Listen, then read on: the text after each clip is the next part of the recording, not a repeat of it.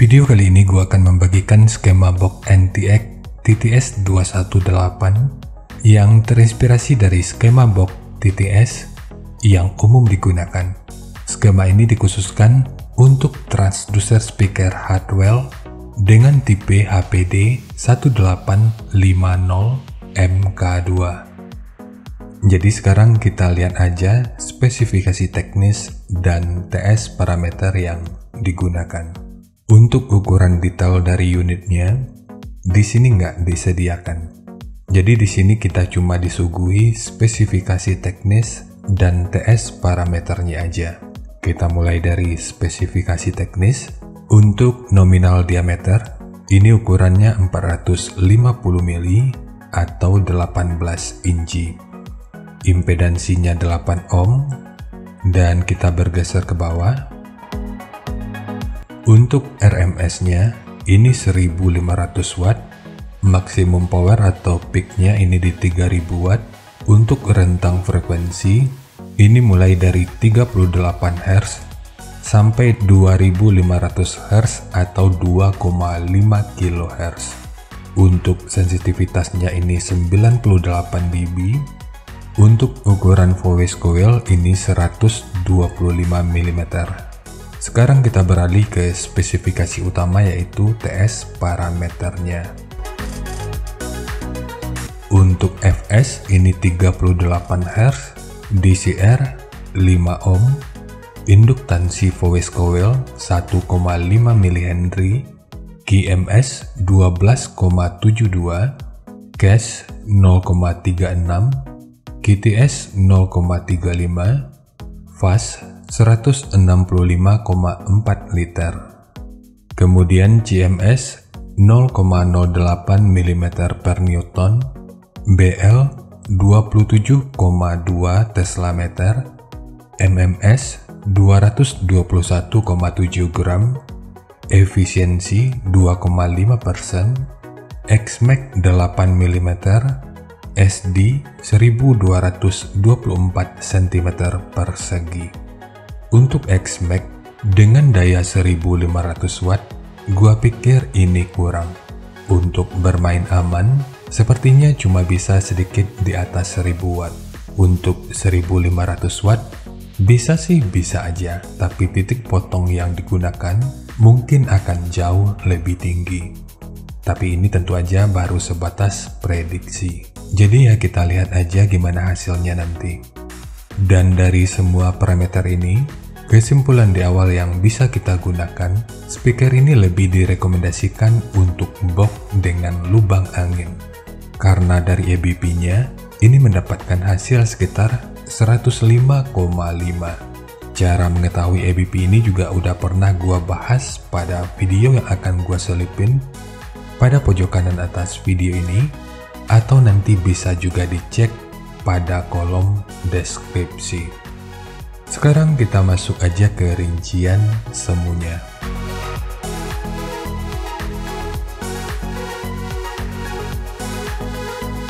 Untuk rincian semu, poin yang gua gunakan di sini adalah 1100 watt pada minimum impedansi 6 ohm untuk setiap speakernya. Jadi untuk kedua speaker ini dengan pengabelan yang diparalel, maka akan membutuhkan daya sekitar 2200 watt pada minimum impedansi 3 ohm. Kemudian untuk titik potong bawah yang digunakan di sini adalah 50 Hz, dan untuk atasnya nanti boleh menyesuaikan. Dan ini sifatnya tentu nggak mengikat, jadi nanti bisa dicoba aja sesuai karakter yang diinginkan. Dan untuk slope nanti juga boleh menyesuaikan. Kemudian untuk puncak SPL-nya, ini diperkirakan mencapai sekitar 128 desibel, dan untuk kedua speaker ini akan menjadi sekitar 134 desibel. Dan harap diingat, semua ini merupakan rincian semuanya, jadi bisa lebih baik atau bisa aja lebih buruk dari yang diperkirakan. Karena untuk efisiensi akhirnya itu juga akan dipengaruhi oleh beberapa faktor, apakah itu kerapian dan kepresisian dari pembuatan box, kualitas bahan, hingga equipment yang digunakan. Sebelum melanjutkan, harap baca deskripsi video karena ada beberapa informasi tambahan terkait bahasan yang ada pada video ini.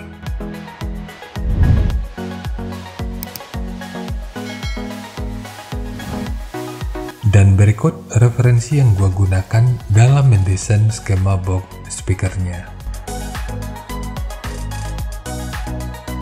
Jadi dari transfer function magnitude ini kita bisa melihat meskipun dipotong di 50 Hz, frekuensi 44 Hz itu udah bisa direspon pada minus 3 dB dan 49 Hz pada 0 dB. Kemudian untuk respon dari portnya, dengan daya 1100 Watt, pergerakan udara pada port ini diperkirakan sekitar 13,9 meter per detik. Sementara untuk gain yang dihasilkan oleh port kurang lebih seperti ini. Jadi secara teori, untuk respon dari port ini akan membantu dalam merespon frekuensi hingga 39 Hz pada minus 3 dB.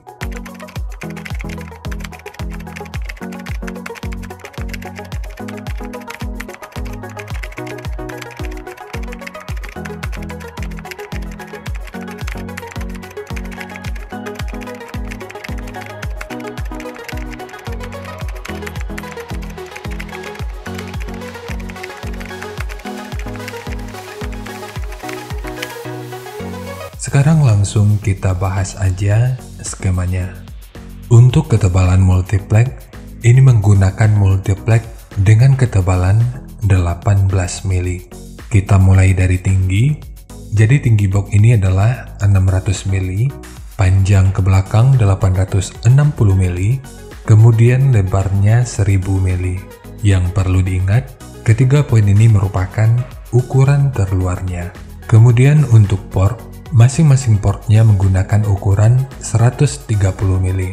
Kemudian ukuran dari sudut ini sampai ke sudut yang ini ukurannya adalah 313 mili. Tekukan ini ukurannya 113 mili dan ukurannya sama dengan tekukan yang ini. Sementara tekukan yang ini ukurannya adalah 120 mili dan ukurannya sama dengan tekukan yang ini.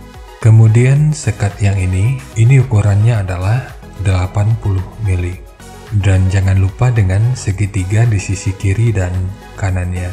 Kemudian ukuran dari sudut ini sampai ke sudut yang ini ukurannya adalah 168 mili. Ukuran dari sudut ini sampai ke sudut yang ini ukurannya adalah 599 mili. Karena ini merupakan dudukan speakernya, maka ini dibuat menggunakan dua lapis, satu sebagai dudukan utama dari transdusernya dan satu lagi sebagai penguat dari dinding luarnya. Kemudian ukuran dari sudut ini sampai ke sudut yang ini ukurannya adalah 82 mili, ukuran dari sudut ini sampai ke sudut yang ini ukurannya adalah 25 mili, dan ukuran dari sudut ini sampai ke sudut yang ini ukurannya adalah 432 mili. Kemudian ukuran dari sudut ini sampai ke sudut yang ini ukurannya adalah 16 mili. Kalau ukuran total dari bibir depan, ini ukurannya adalah 20 mili. Jadi ini dikurangi 4 mili sebagai dudukan dari ram atau grill speakernya. Kemudian untuk penguatan yang biasanya terlihat di sini, ini memang sengaja nggak ditambahkan karena untuk wadahnya ini udah sangat sempit. Dan gua pikir tanpa penguatan ini, box masih tetap aman untuk digunakan. Karena untuk penguatannya akan diambil alih oleh triplek yang ini. Sementara untuk handle, jika lo ingin menggunakan handle triplek seperti ini, akan lebih baik jika sudut luar dan dalamnya dibentuk seperti ini. Ini bertujuan untuk menjaga aerodinamikanya. Jadi nanti tinggal lo custom aja sesuai kebutuhannya. Jadi ya segitu aja untuk skema dari box NTX TTS218 khususnya untuk transducer speaker Hardwell dengan tipe HPD 1850MK2. Jika nanti lu punya link review dan video cek soundnya, silahkan bagikan aja pada kolom komentar agar bisa dijadikan referensi juga buat teman-teman yang lainnya. Terima kasih untuk lu yang udah nonton sampai detik ini. Bagaimana tanggapannya atas bahasan kita kali ini? Sampaikan aja pada kolom komentar, biar kita sama-sama bisa belajar agar lebih baik lagi. Dan seperti biasa, jika lu suka dengan bahasannya, silakan like dan share aja videonya ke teman-teman lain yang sekiranya juga suka dengan topik yang sama. Untuk lu yang udah berlangganan, terima kasih banyak atas dukungannya. Dan untuk lu yang belum berlangganan, jika berkenan, bantu subscribe-nya. Dan jangan lupa untuk baca kolom deskripsi dan kunjungi juga tab komunitas untuk mendapatkan informasi dan update terbaru. Jadi segitu aja, dan kita ketemu lagi pada video yang lainnya.